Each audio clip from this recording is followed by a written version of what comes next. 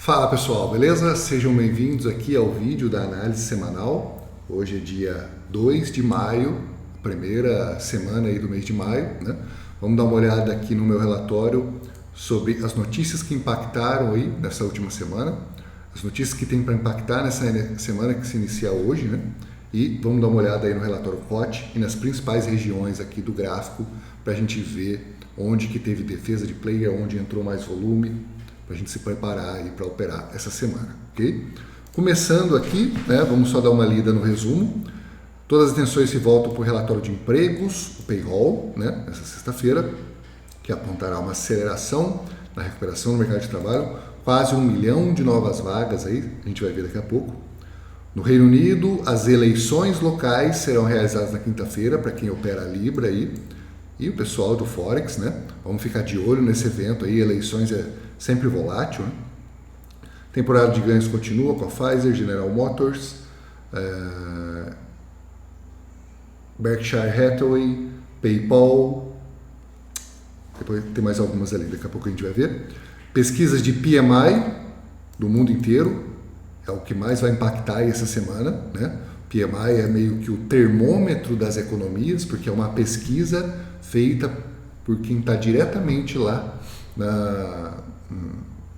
no cálculo do PIB, vamos chamar assim, que são os gerentes de compra, são eles que estão ali por dentro do que está acontecendo com a atividade econômica do setor deles. Então, é entrevistado uma série de setores, quase todos os setores possíveis aí, e aí a gente consegue ter, né, com o resultado dessa pesquisa, que é um índice de difusão, uma ideia de como que está a saúde econômica e como que está a perspectiva econômica daqueles setores, como todos, e separado, né? Se você abrir e destrinchar a pesquisa, você consegue ver separadamente, pesquisa por pesquisa.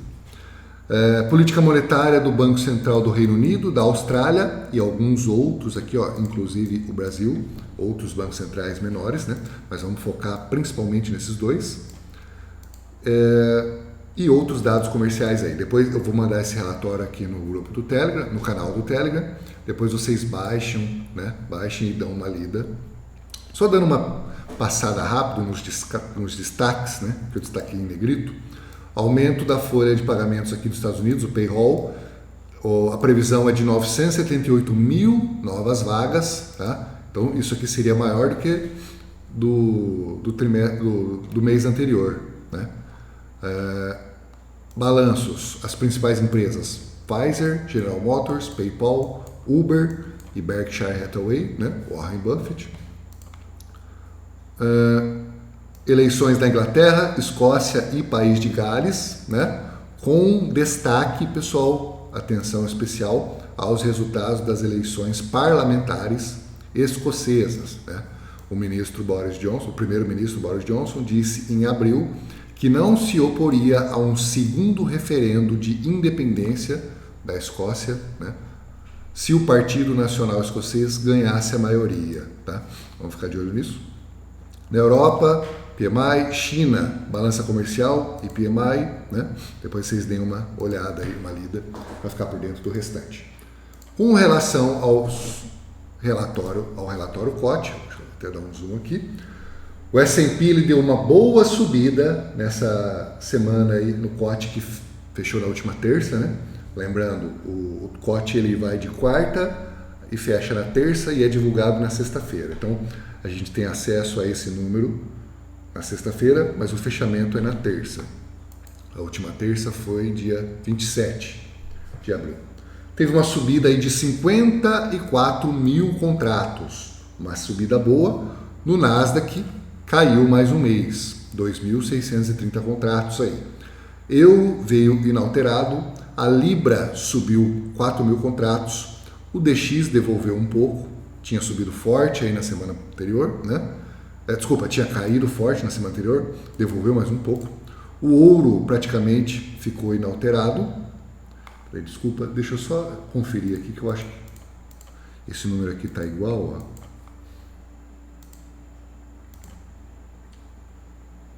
Desculpa, pessoal. O ouro ele caiu para 170.619.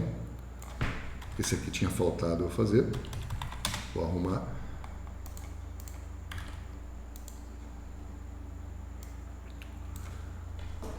170 mil de 181.498. Agora eu já sei o que eu errei.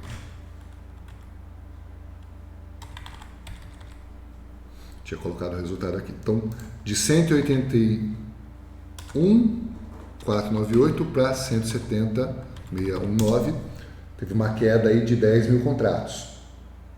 10.879.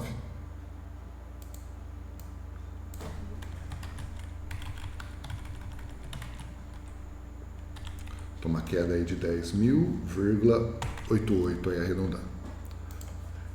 O petróleo teve uma queda de 10.270 contratos, né, passando de quase 500 mil para 489. E o ZN, vamos dar uma olhada nele aqui, ó. Ele subiu por mais de uma semana, né? Tinha subido na semana passada, passou para positivo, subiu mais uma semana, agora para 55.759 contratos em aberto. Vamos ver se vai tomar um movimento direcional novamente, né? De alta, ou não, se vai continuar aquelas pressões vendedoras que estavam tendo no mês de fevereiro e março principalmente. Com a subida da inflação, que está batendo forte aí, né, nos mercados, a gente viu aí principalmente algumas commodities, né, subindo forte na última semana. Eu até fiz uma postagem no meu canal do Telegram. Algumas commodities agrícolas bateram um limite de alta na última semana. Tá? O milho bateu o limite de alta. Se vocês repararem no preço, ele mais do que dobrou de preço nos últimos 12 meses. Né? A soja, ela quase dobrou de preço. Na última semana bateu o limite de alta. Tá? A madeira, ela mais do que quintuplicou em valor. Né? Na verdade, ela quase quintuplicou. Era negociado aqui em abril do ano passado, em torno de 300, 320 o contrato. Né? Eu não estou por dentro de quanto que pesa cada contrato, quanto de madeira tem em cada contrato desse, mas é o valor do contrato futuro. E agora está sendo negociado em $1.500 por contrato. Então é uma subida muito forte aí. A nossa dúvida, né? A minha dúvida é por quanto tempo o Fed vai continuar com as taxas de juros lá embaixo, né? E vai manter o programa de compras, o QE, né? No ritmo atual. A inflação batendo forte como ela está agora, na minha opinião, na próxima reunião, que é a reunião de 15 e 16 de junho, né? O resultado é divulgado no dia 16. Nessa reunião, o Fed vai anunciar o tapering, que é a redução gradual do quantitative easing, do programa de compras. Okay? Então, vamos ficar de olho no que os participantes do Fed, os votantes, né, os membros votantes do FONC, vão falar aí nas próximas semanas. O Kaplan, que é o presidente do Fed de Dallas, ele falou na sexta-feira de tarde que o Fed deve começar a falar em breve, né, sobre o tapering. Então, estão começando a alertar o mercado. É assim que o Banco Central americano se comunica com o mercado. Ele vai soltando aos poucos, né, até que no dia da reunião ele anuncia oficialmente. Então, a gente viu aí, relatório COT. Então, por esses motivos que eu estou citando, a inflação vai continuar batendo e eu acredito que vai, daqui a pouco, voltar a ter uma pressão vendedora aí no ZN, abrindo a curva de juros americana novamente. Tá? Principais notícias aí da semana que passou. Eu fiz aqui um resuminho, né? Em verde são as notícias que impactaram positivamente, vieram acima do esperado. Em vermelho, o que veio abaixo do esperado. E os destaques foram: Fed manteve o mesmo ritmo do programa de compras. O presidente Powell diz que ainda não é hora de falar em quantitative easing, né? Que a inflação será transitória. Inclusive foi o que ele disse aqui, ó. Inflation has risen, largely reflecting transitory factors. Então, o que são, né, esses fatores transitórios? Então, é isso que o mercado está se perguntando. O mercado, na verdade, não concorda que a inflação é transitória. ok? Então, depois vocês deem uma lida aí para vocês ficarem dentro do contexto. Os balanços das Big Techs vieram todos acima do esperado, com os destaques para Amazon, Apple e Facebook, que apresentaram resultados muito além das expectativas, né? Vocês viram aí, eu postei essa semana os resultados dessas empresas lá no canal do Telegram. O PIB americano decepcionou na primeira leitura preliminar do primeiro trimestre de 2021. Essa semana saiu o PIB americano, né? O número até veio em alta, se comparado com o mês anterior, mas abaixo da expectativa do mercado. Os cheques dos estímulos do governo começaram a cair nas contas dos americanos, né? Em março, na verdade, eu acho no final de fevereiro, e o grande impulsionador do número do PIB foram os gastos pessoais, né? Mas há quem esperava um número em 2 dígitos do PIB, né? E o PIB ele veio em 6,4, ok? Essa estimativa aqui do Investing, ela não é o consenso do mercado. O consenso do mercado estava em 6,7%. E alguns analistas esperavam aí acima de 10% por causa dos estímulos, né? E não veio. Até a gente viu o mercado aí devolvendo um pouco nessa semana, lateralizado. Pedidos iniciais de seguro-desemprego tiveram uma leve queda na última semana, só que um pouco menor do que o esperado, né? Na quinta-feira aqui, o esperado era uma queda de 500, era cair, né, para 549 mil e, na verdade, caiu de 566 mil para 553, mas não tanto quanto o mercado esperava, né?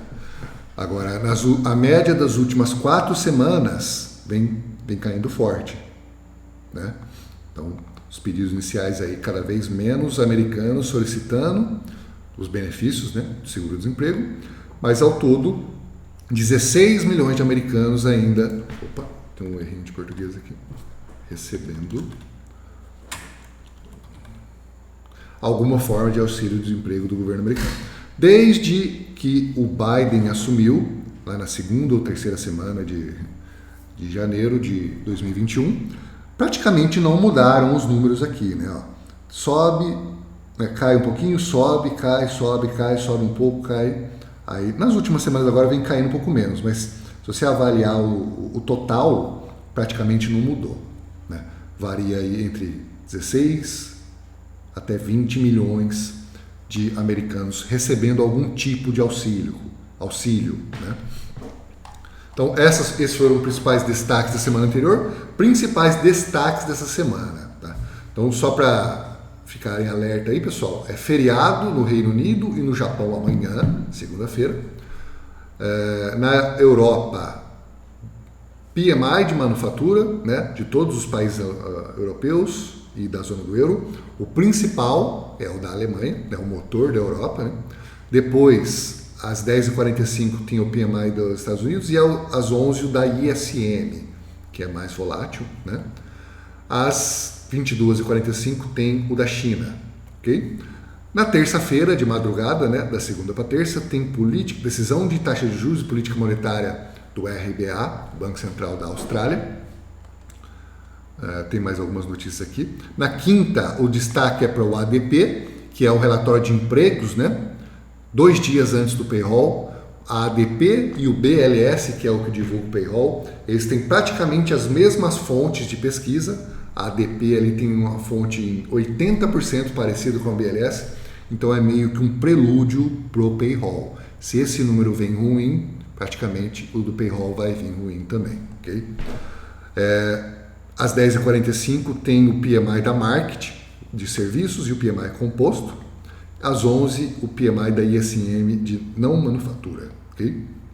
De noite, tem minutas da última reunião de política monetária do BOJ, Banco Central Japonês, e PMI de serviços e PMI composto da Caixin, para a China. Na quinta-feira, o principal destaque é para as eleições, né, do Reino Unido e decisão de taxa de juros. Então, na quinta-feira, o pau vai torar lá na Libra, hein? Vamos ficar de olho. Tem mais algumas notícias aqui, né? Eu precisei separar, tá, pessoal, em páginas assim, porque tinha bastante notícia e eu estou colocando essas de 1 e 2 estrelas aqui também, né, para ficar no relatório. E na sexta, a principal notícia é o payroll, tá? Isso aqui está errado, depois eu vou atualizar e mandar aí para vocês. Depois eu vou mandar uma postagem. Eu não vi ainda os discursos de membro central, mas tem ainda essa semana, tá? Balanços. Então, antes da abertura, Berkshire Hathaway. Tem um monte de empresas, né? Mas as que eu vou focar, as maiores, né? Berkshire Hathaway, do Warren Buffett, né? Antes da abertura na segunda. Na terça, Pfizer, antes da abertura. Na quarta, General Motors, antes da abertura. E depois do fechamento, PayPal e Uber. É bem interessante a gente ficar de olho em como que vai vir esse balanço aí da Uber, porque a Uber é meio que uma empresa que representa a volta do mercado de trabalho, né? Existe até uma correlação que montaram aí durante a pandemia, que é a divisão das ações da Zoom, que subiram por causa da pandemia, dividido pelo da Uber, né? Quanto mais sobe, mais as pessoas estão usando o Zoom e não usando o Uber. Quanto mais cai essa divisão, né? Zoom dividido por Uber, maior é a expectativa do mercado na retomada da atividade econômica, na retomada da atividade de empregos normal, né? Porque as pessoas usam muito o Uber para irem trabalhar, né? Então vamos ficar de olho de como que foi o primeiro trimestre aí do Uber, ok? Agora vamos para os gráficos, começando aqui com o S&P.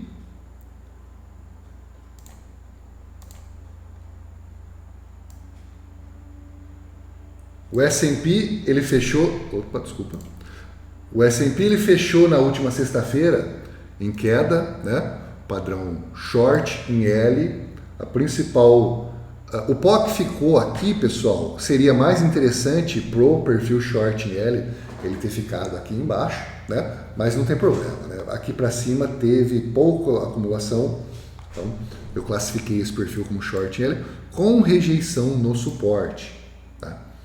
Então o POC semanal ele ficou alinhado, a gente teve segunda, terça e quarta sem praticamente nenhum movimento, ó, subiu, né? Caiu, subiu, caiu. Na quarta-feira teve uma volatilidade maior, subiu, né? Rejeitou.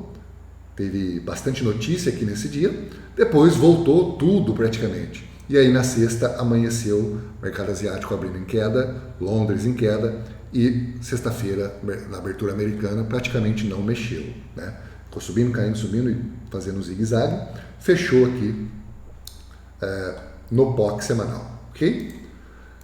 O Nasdaq, ele fechou um perfil short em P, eu até coloquei aqui uma observação. Seria talvez uma distribuição simples, né? Porque ficou tão lateralizado, apesar que fechou em queda, né? A abertura está aqui, fechamento aqui. Mas o preço e o profile, ele está com características de uma distribuição simples, né? O preço caiu, subiu, caiu de novo, fechou aqui em cima, com uma queda bem leve.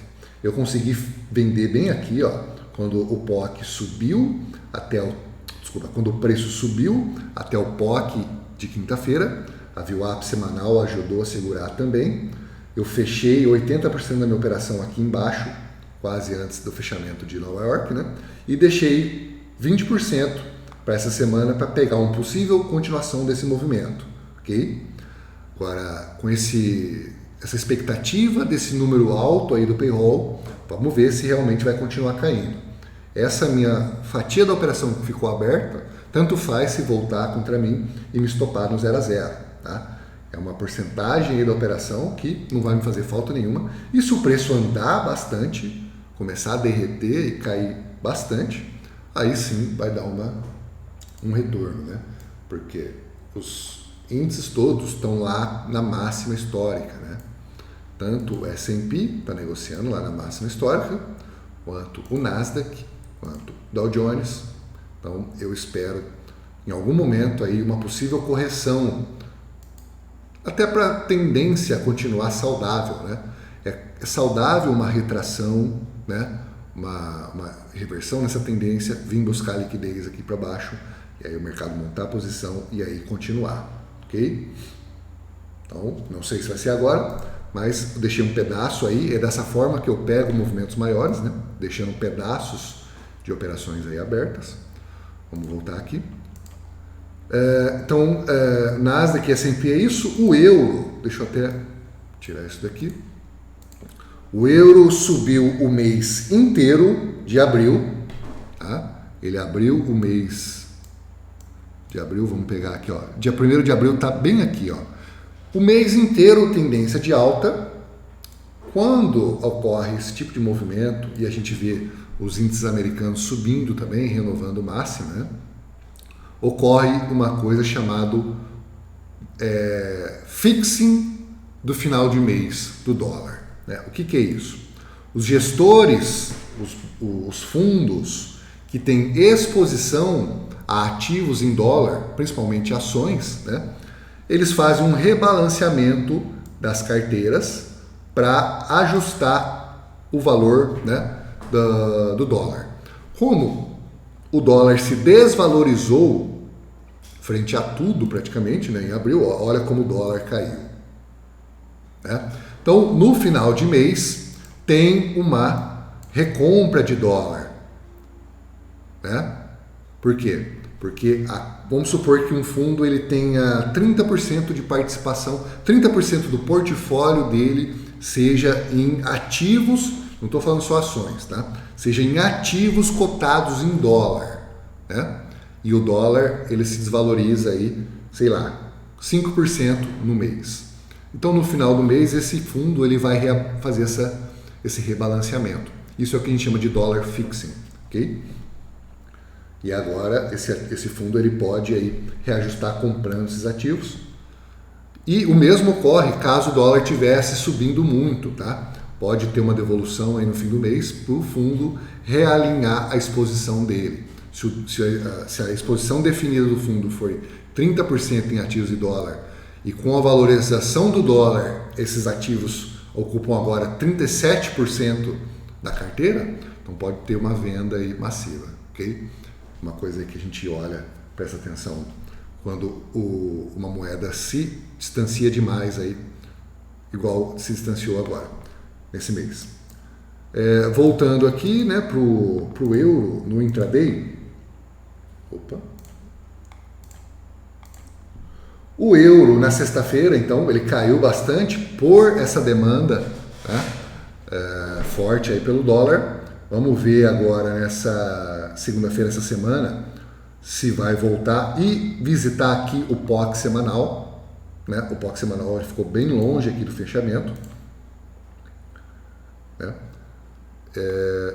A Libra, mesma coisa, uma demanda muito forte, né, por dólar na sexta-feira, puxou e acabou mudando um pouco o que estava a estrutura de alta que a Libra estava formando. Ó. Tinha vindo visitar aqui suporte de novo, subiu, veio aqui, estava subindo e aí na sexta voltou, né, caiu aqui para baixo. Eu acredito que a gente possa ter uma volta, um reteste, primeiro no POC aqui de quarta-feira, de quarta-feira, e talvez o POC semanal, né, que é a principal acumulação aqui de terça, né. Vamos acompanhar o dólar e principalmente acompanhar os diferenciais para ver se os diferenciais vão puxar para baixo. Eu estou aqui com os diferenciais de juros no gráfico diário e todos eles estão apontando para cima aqui, ó, frente ao dólar, e é os de 10 anos do Reino Unido, menos os Estados Unidos apontando para cima, e é os de 10 anos da Itália, menos os Estados Unidos apontando para cima, e é os de 10 anos da Alemanha e da França, menos dos Estados Unidos, os dois ambos apontando para cima. Então, essa queda que aconteceu aí na sexta-feira, ela é justificada pelo dólar fixing de final de mês.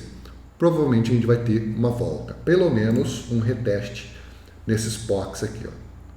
Isso é o que eu acredito, né? Vamos ficar de olho na força do DX. O DX é o próximo ativo aqui da lista, né? DX. O DX ele tem uma região forte aqui, ó, onde ele está servindo de resistência. Ó, eu estou aqui na H4, né? E ele realmente parou aqui na sexta-feira. o que eu espero para o DX é que ele recupere um pouco, né? Devolva um pouco dos ganhos, teste primeiro, né? Essa região e depois o POC semanal aqui. Esse é o meu forecast para o DX, mas vamos ficar de olho na força do dólar e no rompimento dessa região. O rompimento dessa região aqui pode mudar completamente a análise que eu estou fazendo, né? Eu espero uma volta aqui do euro para cá e da libra, né? Uma continuação desses movimentos de alta, desculpa. Agora, uma retomada da força do DX, seja por algum motivo aí, né, que a gente ainda não saiba, alguma notícia, né? Ou pela inversão dos diferenciais de juros, a gente muda completamente nosso forecast aí para as moedas, ok? Em seguida, ouro. O ouro ele praticamente não andou na semana passada, na sexta-feira, né? Na semana ele fechou em leve baixa, ó, abertura aqui, fechamento no POC semanal. Na sexta-feira ficou em range, ó. Caiu, subiu, caiu. Mesmo com a força do dólar, o ouro estava forte, ele não caiu. O ouro ele é movido pelos IELs de 10 anos, né?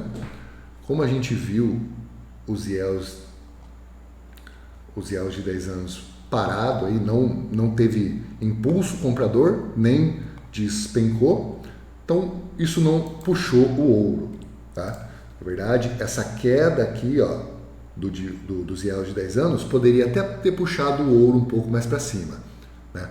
Mas como o dólar estava muito forte, acabou aí não se movimentando, ok?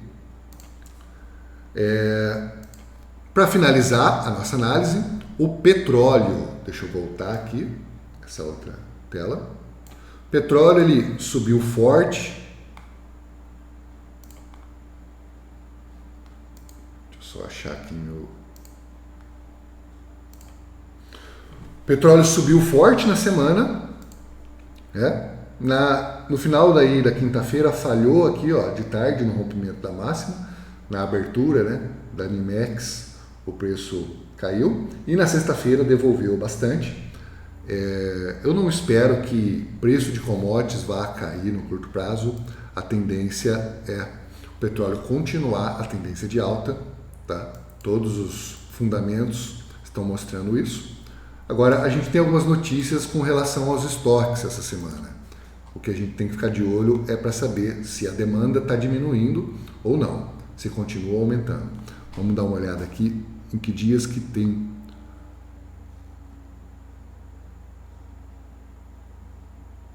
Ó, na quarta-feira tem relatório de estoques de petróleo cru, estoques semanais, né? E destilados, tá?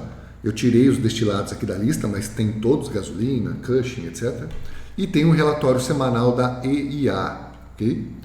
Vamos ver se tem mais algum dia aqui. Eu acho que é só na quarta, tá? Mas depois vocês deem uma olhada aí no relatório, porque essas notícias costumam definir a tendência do petróleo, né? Se a demanda está aumentando, isso traz fluxo comprador para o dólar. Se a demanda e a oferta estão subindo, isso traz ainda mais demanda. Se a demanda está caindo e a produção não está, né? Não estão mexendo na produção, então a tendência é os preços caírem, ok? O preço fechou exatamente aqui no POC semanal. Na abertura agora, amanhã na NYMEX, vamos ver se vai voltar. Já a tendência se vai vir retestar esse POC aqui de terça-feira, né? Essa acumulação forte que teve aqui.